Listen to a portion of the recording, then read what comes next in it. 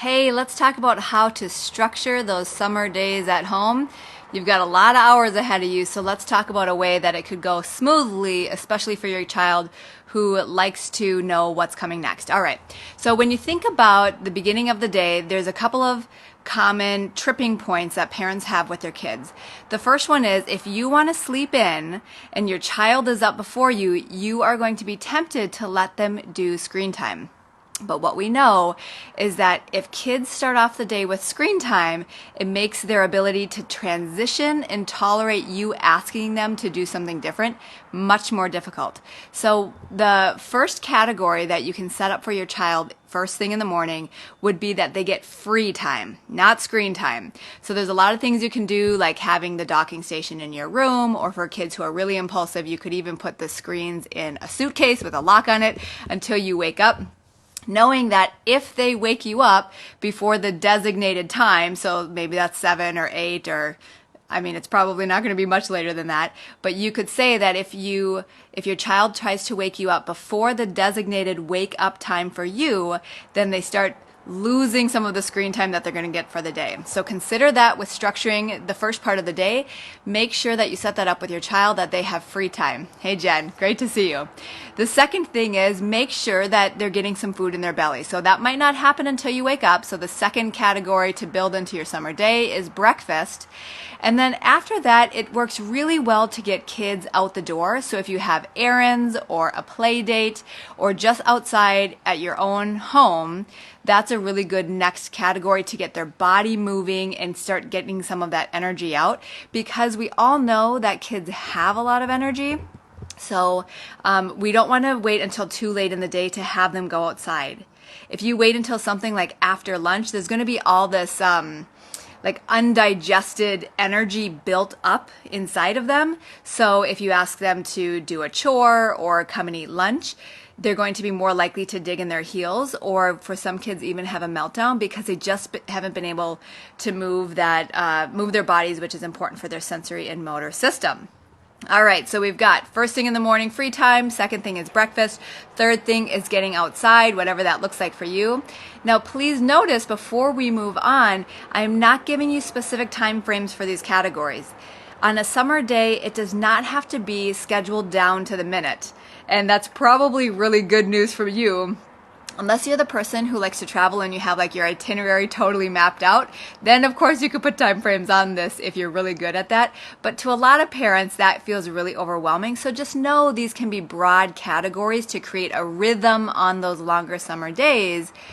The rhythm creates an inner sense of peace for kids. They know what to expect, and then it's not too wild, which is oftentimes why the beginning of summer can be really difficult after they're used to the structure of the school year. All right, so more little tricks that will help the structure of your day.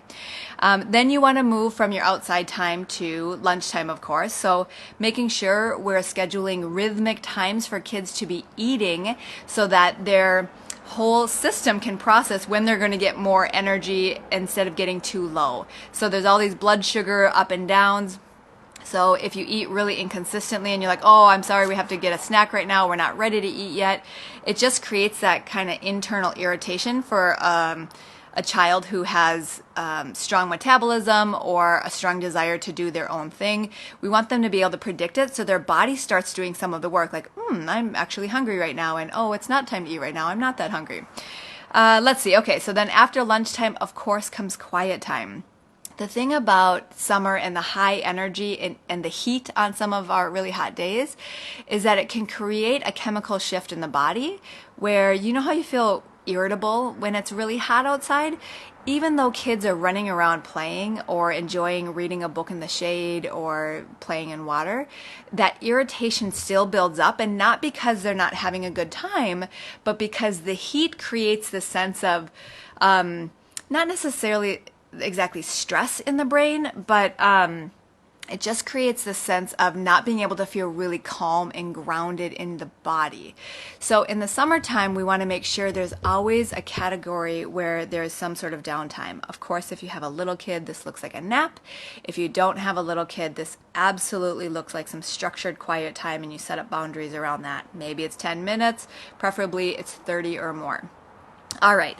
After that quiet time, that would be a decent time for screen times if you use screens in your family. That's actually a really good time because we've got your child's brain and system up and running, so they could do screen time then. The American Academy of Pediatrics recommends no more than 1 to 2 hours per day.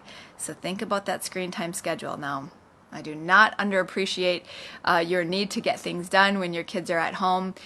But if you're looking for a smooth routine for your child to be able to get into the rhythm of, if they have more than that number of minutes on screens, it will make your job harder rather than easier. It will make transitions harder. Starting later in the day, we start to see kids go from 0 to 60 like that. So just be aware of how much screen time your kid is using. Again, American Academy of Pediatrics recommends 0 screen time for kids under the age of 3. This actually includes things like educational games, puzzles on like phones or laptops, iPads, as well as passively looking at pictures on the phone.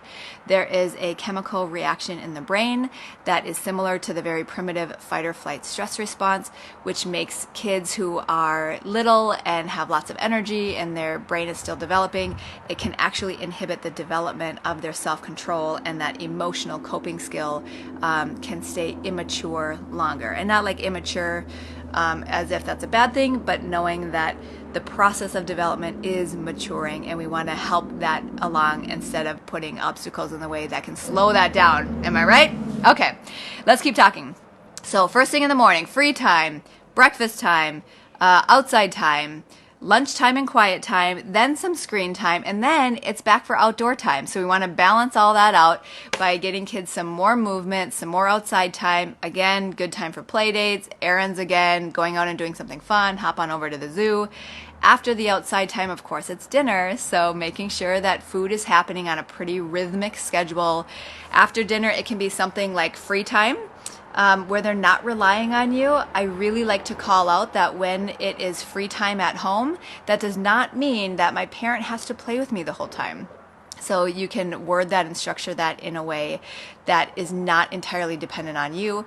Or if you work all day and maybe you have a co-parent who works all day, after dinner is a natural time for family connection time. So that could look like outside, that could look like inside.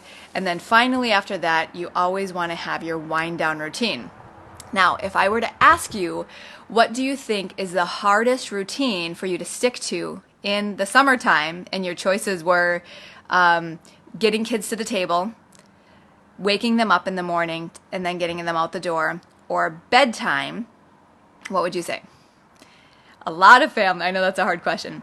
A lot of families say, well, let's not work on the bedtime routine because that one is always different. And I want to challenge you. The bedtime routine is most frequently the most consistent routine in the day that you can stick to. Hear me out. This is not because your bedtime routine is like 3 hours long. Of course, your afternoon and evening routines are going to be very varied. There's a lot of variety in the summertime with what's happening. However, the last 7 or 8 steps before bed pretty much are unvarying, right? So you probably expect your kids to brush their teeth, to put on jammies, or at least take off their dirty clothes from the day. There's a potty, there's some sort of reading a book or singing a song or having snuggle or cuddle time, saying a devotion, and then it's something like lights out. Now, of course, there's things like back tickles in there and whatever you do in your family, but the bedtime routine, the actual wind down and going to sleep at night tends to be very, very similar night after night, no matter what location you're in. So if you need to make a poster for one of the times of day that you're following a routine, you can have these categories in mind that I've just described to you to make the days flow more smoothly for your child so they don't have episodes of meltdowns or aggression or hyper activity where they just like can't sit and pay attention to eat or connect with you.